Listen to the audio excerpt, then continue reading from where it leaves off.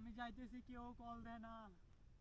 একটা রুমে ঢুকছি, একটা কল দেয় না, কেউ কল দেয় না পুলিশে। আল্লাহ, আমার বন্ধু, আমার বন্ধু বয়দালে মারা লাইছে।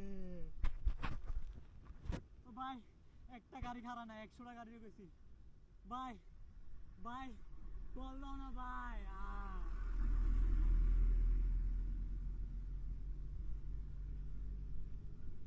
ভাই পুলিশে কল দাও, ওই 999 কল দাও, 999 ভাই।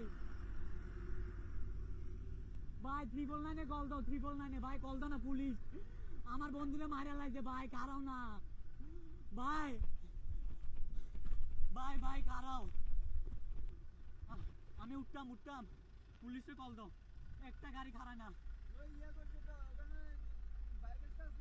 হ্যাঁ আর কেউ নাই, কল দাও। হ্যাঁ 999 আমার কাছে দাও, আমি কথা কইতেছি।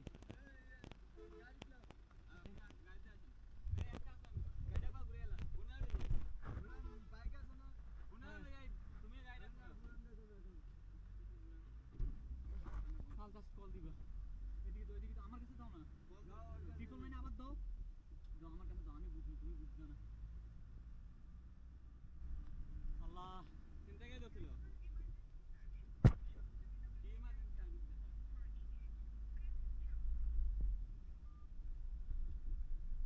বাইকে একটা ইয়ে নিয়ে ওনার মেডিকেল নেওয়া দরকার না, চিন্তা কে ধরছিল। হ্যাঁ